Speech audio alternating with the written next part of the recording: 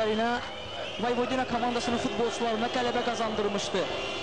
İstər-istəməz bugün Olimpik komandası meydançaya yalnız və yalnız qələbə əzmi ilə çıxıb və komandanın əsas məqsədi bugünkü görüşdə özünə lazım olan nəticəni qazanaraq növbəti mərhələyə vəsiqə qazanmaqdır.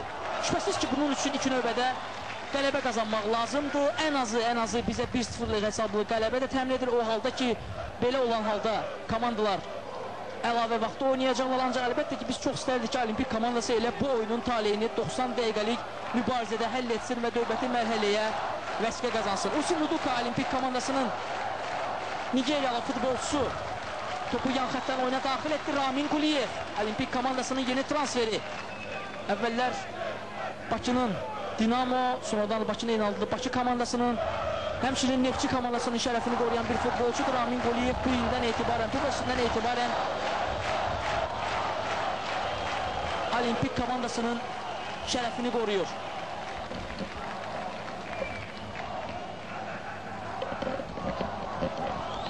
Olimpik komandasının hücumu top meydançanı tərk edir və indi Serbiya futbolçuları, Vojvodina komandasının futbolçuları topu yan xətdən oyuna daxil edəcəklər. Bugünkü görüşü Macaristandan olan hakimlər briqadası idarə edir. Baş hakim Şandor Sabo, ona kömək edirlər yan xət hakimləri Zolt Atilla Şpisyak və Girk Ring. Dördüncü hakim Zoltan Ivanidir. Görüşün hakim inspektori Jans Carlsen, UEFA nümayəndəsi isə Galyana Tagarribriellidir. Qeyd edim ki, hakim inspektor Danimarkanın, UEFA nümayəndəsi isə Maltanı təmsil edir. Olimpik komandasının baş məşqçisi, təcrübəli mütəxəssislərimizdən olan Əskər Abdullayev hazırda ekranlarınıza qədər məşqçilik karyerasına Şəfa komandasında başlayıb. Əskər Abdullayev uzun müddət bu komandanın baş məşqçisi olub, sonralar Bakı klubunda çıxış etdi, Bakı klubunda məşqçi kimi fəaliyyət göstərdi və hazırda Olimpik komandasının baş məşqçisidir.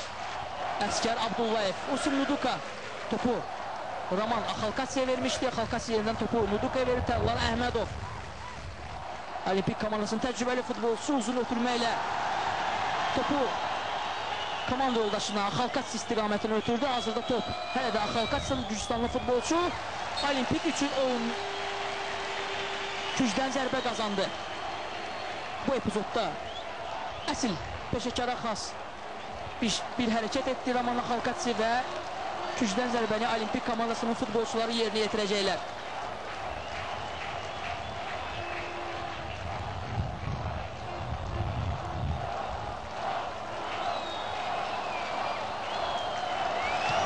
Bəşir Müqədi gücdən zərbəni yerinə yetirir. İndi rəqibin qapısı qarşısında ilk təhlükəli vəziyyəti yaratdıq. 6 nömrəli oyunçumuz Dos Santos Alves Claudiano, Braziliyalı futbolçu qapıya doğru zərbə endirdi. Doğrudan da yaxşı bir vəziyyət idi. İndi epizodun təkrarından da bunu görürük. Bəli, qapıcı çıxışda səhvə yol vermişdi. İndi bu epizoddan istifadə etmək olardı. Amma nə etmək olar? Top qapıdan keçmir, hücumlara davam etdirmək lazımdır, ruhdan düşmək lazım deyil. Bu oyunda vurulacaq hər hansı bir erkən qol Olimpikə doğrudan da böyük üstünlük qazandıracaq. Azərbaycan klubları bu il Avrokuboklarda yaxşı nəticələr əldə etdilər. Bu ilk növbədə Bakının Neftçi komandasının UEFA Intertoto kubokundakı çıxışı ilə bağlı oldu. Neftçi komandası klublarımız arasında Avrokuboklarda ilk oyun keçirən komandamız oldu. Intertoto kubokunda ardıcıl 2 mərhələ keçdi. İlk mərhələdə Slovakiyanın Nitra komandası, daha sonra Belçikanın məşhur Germinal komandası Neftçi komandasının qurbanları sırasında oldu. Və təəssüf ki, Neftçi komandası yalnız və yalnız UEFA kubokuna bir addım qalmış mübarizəni dayandırdı. Rumıniyanın Vasiliu komandası ilə 2 oyunun nəticəsinə görə növbəti mərhələyə, daha doğrusu UEFA kubokuna vəsiqə qazanan komanda Rumunlar oldu. Ancaq doğrudan da komandamızın bu oyunlarda göstərdiyi əzimkarlığı, usta oyununu qeyd etmək lazımdır. Neftçi komandası doğrudan da azarkeşlərimizə böyük sevinç bəxş etdi, əsl futbol sevinci bəxş etdi. Bakıda keçirdiyi oyunların heç birində Neftçi futbolçuları rəqib komandaya boyun əymədilər və bütün oyunlarda qələbə qazandılar. Və qeyd etmək lazımdır ki, Neftçinin bütün oyunlarında Respublika stadionu ağzına qədər dolu oldu. Bu stadiona gələn çoxsaylı futbol azarkeşləri, 30-35 minə yaxın futbol azarkeşləri Azərbaycan futbolunun flagmanının gözəl qələbələrinin şahidi oldular və Neftçinin bu uğurunu daha sonra Inter komandası da davam etdirdi. Inter komandası bu stadionda Makedoniyanın Rabotniçki komandası ilə görüşdə qol vura bilməsə də təkrar oyunda böyük əzmkarlıq göstərərək Rabotniçki komandasını Çempionlar Liqasının ilkin təsnifat mərhələsində adladı, keçdi və daha sonra ikinci təsnifat mərhələsində də Partizan klubu ilə, Avropanın ən məşhur klublarından olan Partizan klubu ilə görüşdə də Azərbaycan çempionu yaxşı oyun nümayiş etdirdi. Hesabda geridə olmasına baxmayaraq ikinci hissədə Inter komandasının doğrudan da sərgilədiyi oyun, göstərdiyi oyun böyük azarkeş ordusunun eyni zamanda futbol mütəxəssislərinin ürəyincə oldu və komandamız Bakıda Partizanla eşəçə oynadı. 1-1 hesablı nəticə əlbəttə ki, rəqib üçün təkrar oyunda daha böyük şans yaradır. Ancaq inanmaq istərdik ki, Serbiyadakı görüşdə də Inter komandası yaxşı nəticə göstərəcək və növbəti mərhələyə vəsiqə qazanan komanda olacaq. Və arzu edərdik ki, komandalarımızın Neftçinin, Interin uğurlarını UEFA kubokunda çıxış edən Olimpik və eyni zamanda Xəzər Lənkəran klubları da davam etdirsin və qeyd edim ki, Xəzər Lənkəran komandası da Olimpiklə paralel olaraq bugün UEFA kubokunda ilkin təsnifat mərhələsinin görüşünü keçirəcək. Xəzər Lənkəran Polşada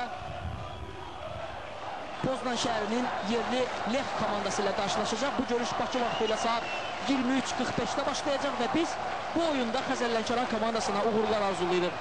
Arzu edirik ki, Xəzər Lənkəran komandası da baxmayaraq ki, Bakıda Lech komandasına minimal hesabla məğlub oldu. Ancaq bu qarşılaşmada mərhələ adlamasa belə ən azı özünə layiq futbol nümayiş etdirəcək. Hazırda Serbiyadan gələn futbol azarkeşləri ekranlarınıza gəldi. Bu isə Olimpikin Gürcüstanlı legioneri Roman Axalkatsidir. Bu mövsümdən etibarən komandaya cəlb olunmuş bir futbolçudur və hazırda topu yan xəttdən oyuna daxil etdi. Olimpik komandasının futbolçuları fair play ənənələrinə uyğun olaraq topu meydandan çıxartdılar və hazırda rəqib komandanın futbolçuları out atışını yerinə yetirəcəklər. Bir qədər Vojvodina komandası haqqında məlumat verim. Bu komanda Serbiyanın adlı sanlı klublarından biridir. 1914-cü ildə yaradılıb. İndi Serblərin bu hücumu başa çatsın. Daha sonra mən söhbəti davam etdirəcəyəm. Bəli, bu epizodda komandamızın müdafiəçisi Ramin Quliyev, 17 nömrəli futbolçu Ramin Quliyev yaxşı oynadı və topu meydandan çıxartdı. İndi Serblər, Vojvodina komandasının futbolçuları gün zərbəsi ilə topu oyuna daxil edəcəklər. 1914-cü ildə yaradılıb, bir qədər əvvəl qeyd etdim. Vojvodina komandası və Serbiyanın ən adlı sanlı klublarından biridir. İndi qapıcımız bir qədər tərəddüd etdi. Geç irəli çıxdı. Bununla belə təhlükəli vəziyyət sovuşdu və hazırda Vojvodina komandası out atışı ilə hücumunu davam etdirəcək. Vojvodina komandası, Vojvodina adı gələndə ilk növbədə məşhur serb futbolçusu Siniša Mihajlovićin adı yada düşür. Bəli, Vojvodina komandası Mihajlovićin doğma klubu olub. O uzun illər bu komandanın şərəfini qoruyub və ilk atsanını da məhz bu klubun heyətində oynayarkən qazanıb.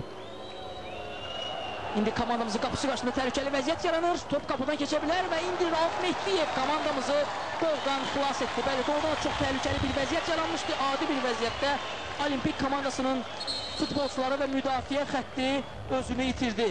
Epizodun təkrarında diqqət yetirək. Rəqib komandanın iki futbolçusu ardıcıl zərbələrlə Rauf Mehdiyevi sınağa çəkdi və indi qapıcımızın doğrudan da ustalığını qeyd etmək yerinə düşər. İlk oyunda da Rauf Mehdiyev çox gözəl oyun göstərmişdi və Serb mətbuatının da həmin oyunda komandamızın heyətində ən yüksək bal verdiyi futbolçu da məhz Rauf Mehdiyev olmuşdu. Bu epizodda da Rauf Mehdiyev çox yaxşı oyun nümayiş etdirdi və zədələndi. İndi komandamızın tibbi yardım briqadası Rauf Mehdiyevə öz yardımını göstərir. Hər şey yaxşıdır. Rauf Mehdiyev oyunu davam etdirə biləcək.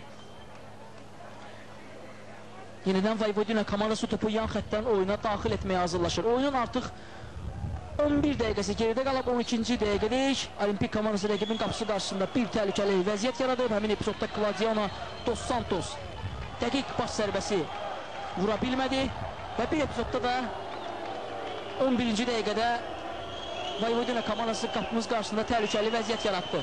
Qapıya doğru daha bir zərbə indirildi, ancaq təhlükəli deyil. İlk dəqiqələrdən qarşılıqlı hücumlar şəraitində keçir oyun. Bir epizodda Olimpik komandası fərqlənə bilərdi, digər bir epizodda isə daha təhlükəli bir vəziyyətdə Rauf Mehdiyev qola imkan vermədi. Komandamızın 44 nömrəli oyuncusu Rauf Mehdiyev.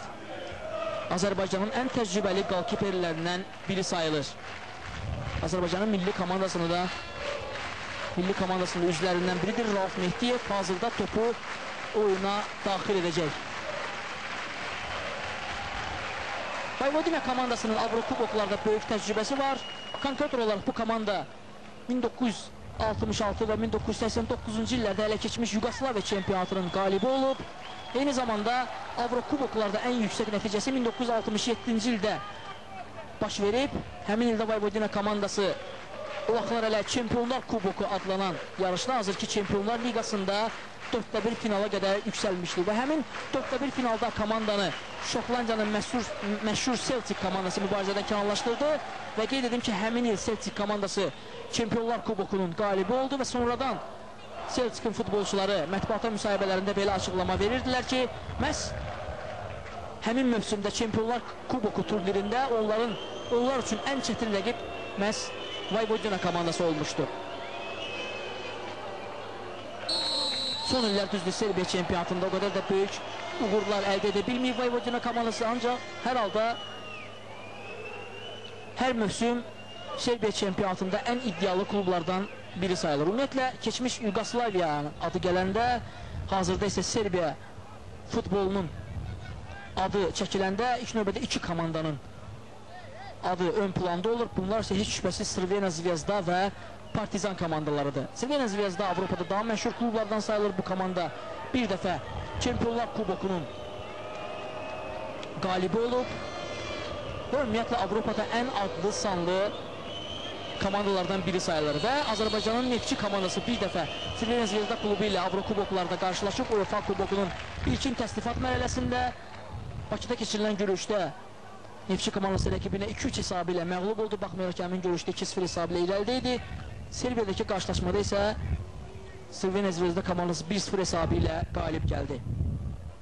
Oyunun ilk dəqiqələrində üstünlük Olimpik komandasının tərəfində idi. Hazırda isə artıq 5 dəqiqəyə yaxındır ki, Vojvodina komandası əsasən meydanın Olimpikə aid olan hissəsində hücumlarını təşkil edir. Ardıcıl olaraq bir neçə epizodda gücdən zərbələr yerinə yetirib və bu hücumlar qeyd edim ki, Olimpik komandasının müdafiə xətti üçün çox çətinliklə soğuşdurulur. İndi təhlükəli əks hücum təşkil edə bilərik.